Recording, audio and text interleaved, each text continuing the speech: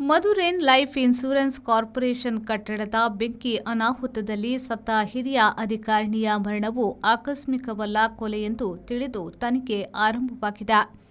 ತಮಿಳುನಾಡಿನ ಮಧುರೈ ಎಲ್ಐಸಿ ಕಟ್ಟಡದಲ್ಲಿ ಡಿಸೆಂಬರ್ನಲ್ಲಿ ಬೆಂಕಿ ಅನಾಹುತ ನಡೆದಿತ್ತು. ಅದನ್ನು ಮೊದಲು ಬೆಂಕಿ ಅವಘಡ ಎಂದು ತಿಳಿಯಲಾಗಿತ್ತು. ಆದರೆ ಆಕೆಯ ಮೇಲೆ ಪೆಟ್ರೋಲ್ ಸುರಿದು ಬೆಂಕಿ ಹಚ್ಚಲಾಗಿದೆ ಎಂದು ತನಿಖೆಯಿಂದ ತಿಳಿದು ಬಂದಿದೆ. ತಮಿಳುನಾಡು ಪೊಲೀಸರು ಸಹೋದ್ಯೋಗಿಯೊಬ್ಬನನ್ನು ಬಂಧಿಸಿದ್ದಾರೆ. 54ರ ಪ್ರಾಯದ ಕಲ್ಯಾಣಿ ನಂಬಿ ಬೆಂಕಿಯಲ್ಲಿ ಸುಟ್ಟು ಕರಕಲಾದವರು. ಎಲ್ಐಸಿ ಕಚೇರಿಯ ಉಪ ಆಡಳಿತಾಧಿಕಾರಿ ಟಿ ರಾಮ್ ಎಂಬುವರನ್ನ ಪೊಲೀಸರು ಬಂಧಿಸಿದ್ದಾರೆ. ಕಲ್ಯಾಣಿ ನಂಬಿಯವರನ್ನ ತಿರುನೆಲ್ವೇಲಿಯಿಂದ ಮಧುರೈಗೆ ವರ್ಗಾಯಿಸಲಾಗಿತ್ತು.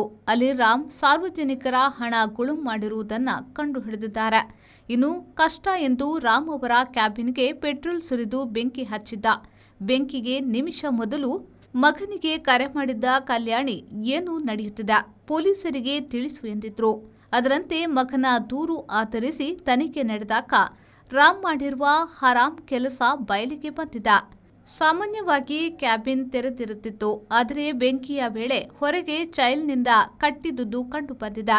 ಈ ಬಂಧನವು ಕೆಲಸದ ಸ್ಥಳದಲ್ಲಿನ ಸುರಕ್ಷತೆಯ ಪ್ರಶ್ನೆಯನ್ನೇ ಮತ್ತೆ ಭೂತಾಕಾರವಾಗಿಸಿದೆ.